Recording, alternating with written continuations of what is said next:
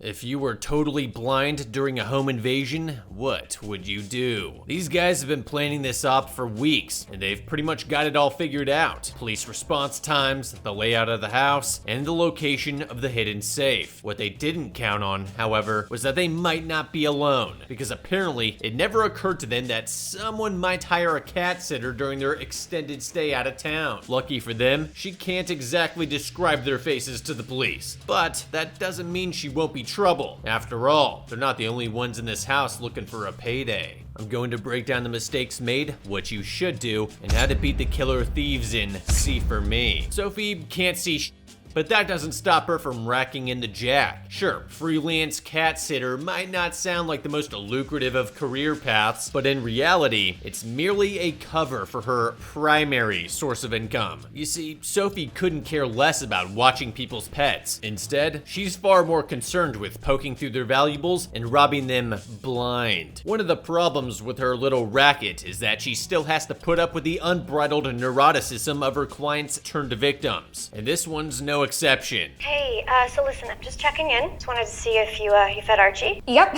Great, and did you arm the security system? Jesus, lady, you've been gone for like 10 minutes. Besides, there's already a thief on the inside. Nah, I get it. Young Sophie here is hardly executive outcomes, and a mansion like this is bound to have all sorts of valuable stuff the lowlives would love to get their stealers on. Deborah also mentioned she just got through a messy divorce, so it's possible she's worried about a surprise visit from her estranged ex. Either way, we should take her security concerns seriously, in case there is something she's not telling us. Valentine's Day's over, but today's sponsor knows how to shoot an arrow through your heart. Of course, I'm talking about Raid Shadow Legends, the revolutionary AAA mobile game.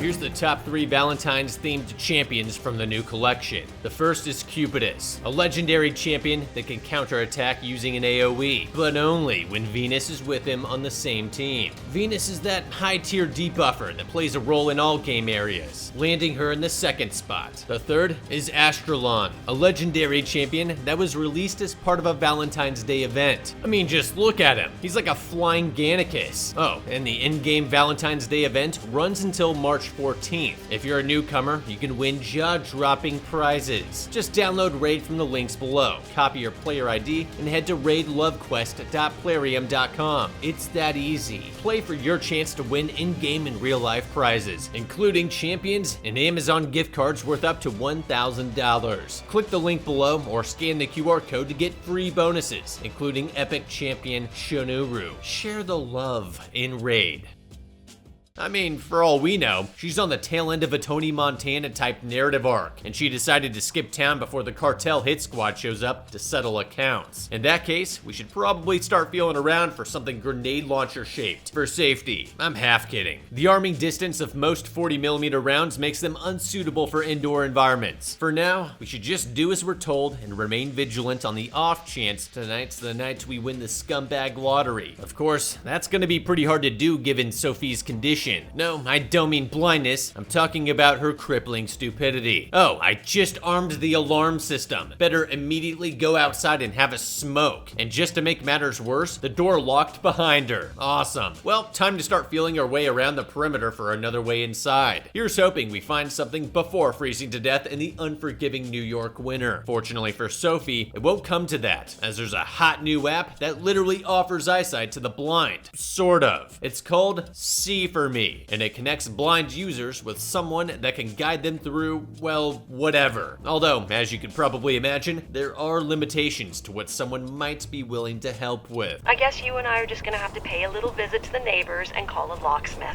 Wrong answer. We're looking more for something along the lines of directions to the nearest big rock. Here's an idea. How about instead of banking on some rando to walk us through a B&E, we just dial up Deborah and ask her if she has a key box or a garage door keypad. Sure, she'll probably blow a forehead vein knowing her precious Archie might go a full 11 minutes without supervision. But what do we care? We're robbing this chick. So what if she never hires us back? Then again, who knows how many other rich idiots she might be able to hook us up with if everything goes well. Guess we're stuck playing chat roulette until the klepto gods pick us a winner. In enters Kelly. Unlike the last Sing Eye sap, she has absolutely zero qualms with helping a potential home invader infiltrate someone's house, even going as far as teaching her how to pop the sliding glass door off the track. Oh, congratulations, you played yourself. Well, so much for keeping Deborah in the dark. Should've just called her. Better to take the L up front than let her find out from the monitoring service. Oh, except not really. Because it seems this particular security company just turns money into obnoxious noises. Yeah, that ought to be super effective out here in the middle of nowhere. Guess she must have blown her defense budget on that god-awful chandelier. For real though, this thing's completely useless. It doesn't even have a home setting to remove the entry delay, meaning anyone with a key code or an encyclopedic knowledge of alarm systems can walk right in undetected. And sure enough, just a few hours later, that's exactly what happens. In fact, were it not for the two stooges rolling in their equipment like they own the place, Sophie probably wouldn't even gotten out of bed. Now that she has, the next logical question is, like, why though? Think about it. Even if she already knew this bump in the night was an intruder, the she gonna do about it? It'd be hard enough for an unarmed person of her stature to handle this even without the visual impairment. In Sophie's condition, she'd be totally hosed. On the other hand, if she just thinks it's the cat screwing around too much, then who cares? This little mole patrol is totally pointless. And unless the smoke alarms start going off, there's absolutely no reason whatsoever for her to leave the guest room. Instead, we should just quietly post up with our ear to the wall and listen for any definitive proof of unlawful entry. I would also take some of the bedding material and wedge it tightly under the door to keep it from swinging inward. Best case scenario, we just feel really stupid come tomorrow morning. Worst case scenario, we can probably get the cops here in time to take our statement before we die of internal bleeding. Fortunately, it doesn't seem like these guys are looking for bloodshed, and at least for now, they think that they're completely alone in here. Although Sophie's constant spamming of the cat tracker isn't exactly helping the situation. Still, by some miracle, she and Mo managed to do-si-do around each other Looney Tunes style without seeing or hearing a thing. That is, until Curly Joe fires up the drill. We've got a problem. I think someone's here. Nice one, Velma. You could have just stayed put and overheard all of this from the comfort of the bed. Now they're tearing the entire house apart, trying to find you. The good news is Sophie was able to feel her way to the utility closet where she could dial 911. But in true emergency fashion, when seconds count, the cops are minutes away. And in this case, the operator can't even give her an estimate. Yeah, it's time for plan B. We need to immediately retrace our steps back to the guest room and barricade ourselves inside with literally everything we can get our hands on. Sure, the utility room may be safe for now, but there's nothing in here we can use to reinforce the door, and it's only a matter of time before they eliminate every other possible hiding spot. That said, they'll inevitably work their way to the Nerd Fortress all the same, at which point we'll tell them the police are on the way. Also, couldn't hurt to say that we have a firearm and functioning eyeballs. Maybe leave that last part out. Either way, if we're lucky, they may just think we're more trouble than we're worth and go back to the safe, or just leave altogether. Obviously, there's a risk of us being spotted on the way back, but there's pretty much a 100% chance that they'll find us if we do nothing. Yes, I suppose it's possible they might break into the safe and make off with the loot before that happens, but given they've dedicated half their available manpower to finding us, instead of focusing on the safe, they're likely to stick around for some hide and seek even after the job is done. Of course,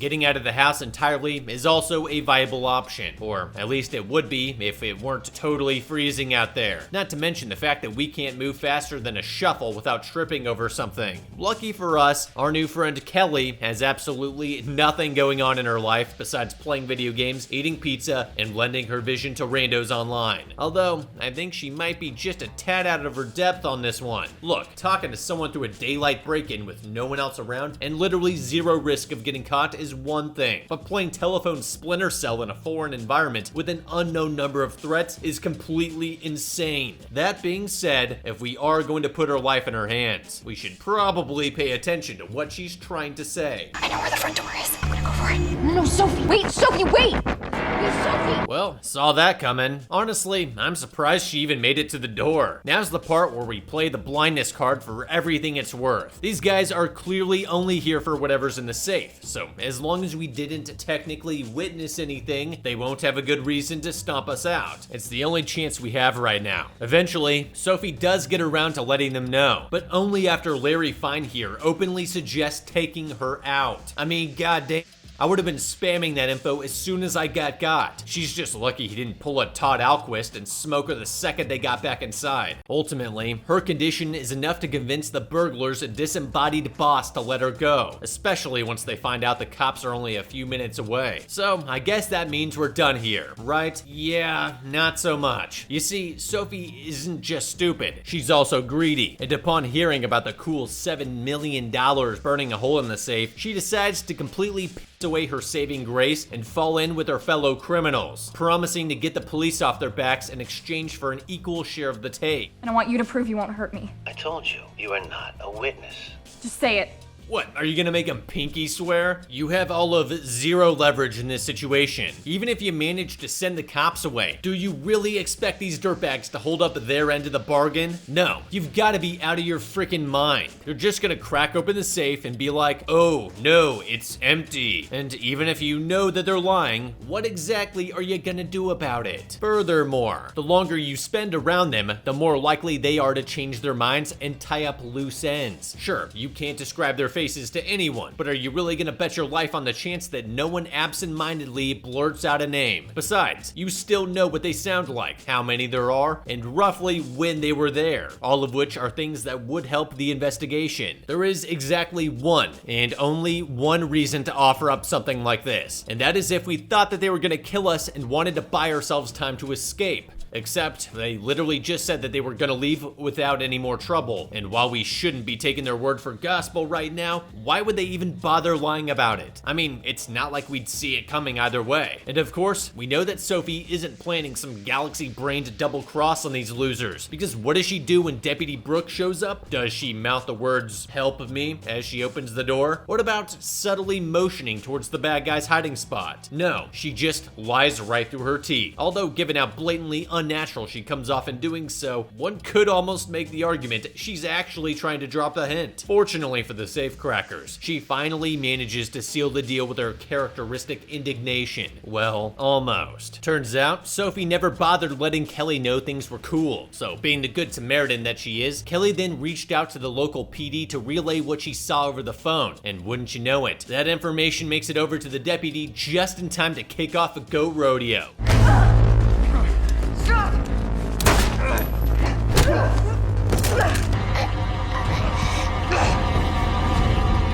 Should've just stayed in bed. Although, it probably wouldn't have mattered had the sheriff's office sent more than a single deputy in response to a home invasion involving multiple suspects. Even then, all Brooks had to do was mag dump Larry's ass, and this would all be a memory. As for Sophie, the sound of an innocent woman being brutally strangled to death as a direct result of her own short-sightedness has made her reconsider her position. Although she's not exactly doing herself any favors dashing through the snow in her PJs. The nearest house is miles away, and even with Kelly guiding her, there's no way she'll be able to find it before succumbing to the cold. And that's assuming the cop-killing psychopath doesn't get to her first, which he almost certainly will, given she's barely moving and leaving an obvious trail. Luckily, she somehow managed to scoop and score the deputy's sidearm before making a break for it. Only problem is, well, Jesus, do I really have to say it? It'll be hard enough for her to hit someone in ideal conditions. Add a little stress and hypothermia to the mix, and the only safe place will be her intended target. Like it or not, our only chance right now is to take Kelly's advice and find a way back inside the house. From there, we should look for a dead-end room like the utility closet where we can post up with our weapon covering the only entrance. First things first, we need to have our partner in crime examine the pistol in case it malfunctioned after magically transforming from a Glock to a SIG. Fortunately, it sounds like she has some military experience, so she should at least understand the basics of safe firearms handling. And it's a good thing too, because it looks like Mo's finally tracked us down. Don't come any closer.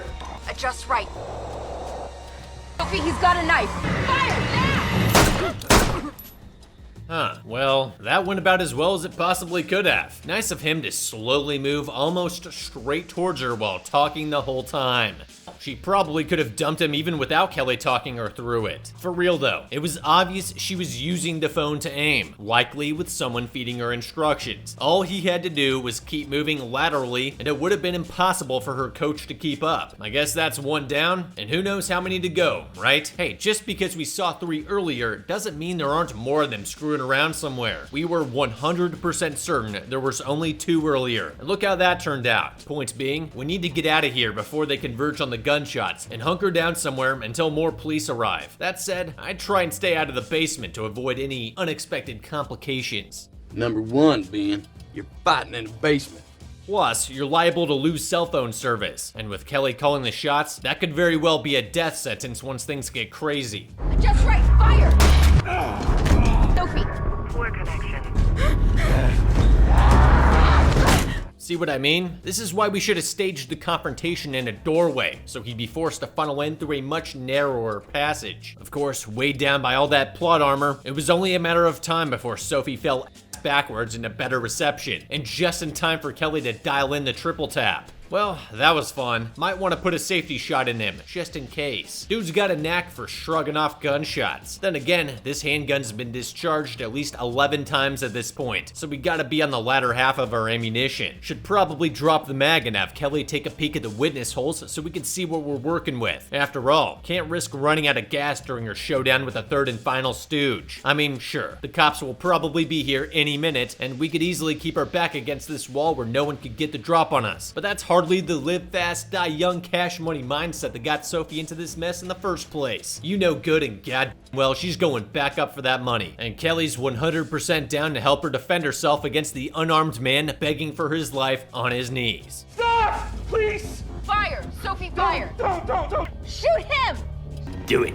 Hey, I'm not gonna judge. Just make sure to get your story straight before the cavalry arrives. However, before Sophie can pull the trigger, her phone suddenly dies, cutting her off from Miss Palpatine's guidance. Yeah, probably should have come up here like 10 minutes ago instead of spending all that time yakking away about your personal BS. Of course, I gotta wonder why Curly hasn't made a move yet. He clearly knows she's flying blind at this point. Just grab your cash and make a run for it. Fact is, most people have a hard enough time hitting a moving target that they can see. And he could even try tossing a couple stacks in the other direction to draw her attention away. Sticking around to play red light, green light like this is only letting her build up her nerve, not to mention the possibility of him doing and or saying something incredibly stupid to give her an excuse. Go down on my knees, okay? Don't move!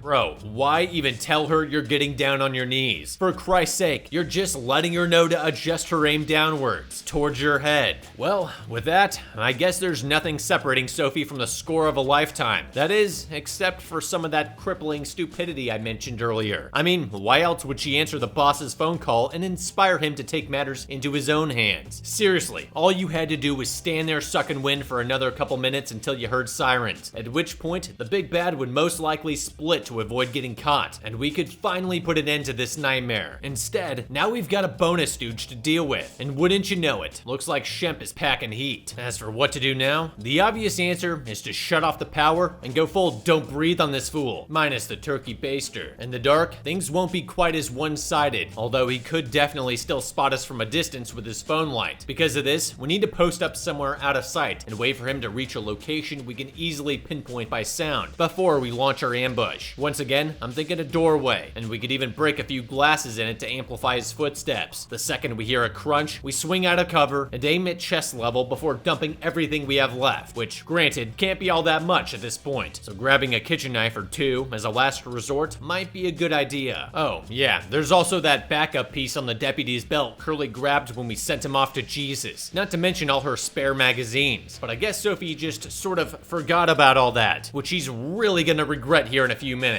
Sure, she gets off to a good start by turning out the lights, but things start falling apart when she opts for the cat and mouse approach despite having no way of knowing where he might be looking. And as you could probably imagine, it backfires almost immediately. Oof, I'm seeing yet another poorly improvised tourniquet in her immediate future. In the meantime, she still has one last trick up her sleeve, and I gotta admit, it's a pretty good one. Using a dead stooge's phone to redial the boss and give away his position is peak resourcefulness, and she doesn't let it go to waste.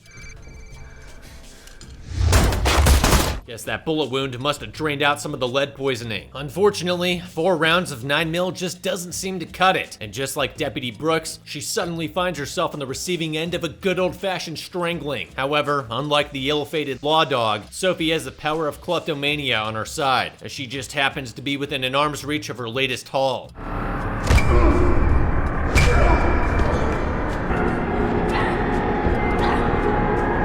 Talk about a nightcap. And with that, Sophie manages to walk away from this ordeal, having changed for the better in the process. Nah, I'm just kidding. She went right back to the safe and swiped a bunch of that cash before the cops showed up. Why let a good cover story go to waste, right? In the end, Sophie wasted all the bad guys and lived to tell the tale. Although, not without some collateral damage. That said, she could have easily prevented Deputy Brooks' death and all the ensuing heartache by simply letting the burglars walk right out the front door like they were planning to. For that reason, I think C for me was beaten. Moral of the story, don't help your home invaders.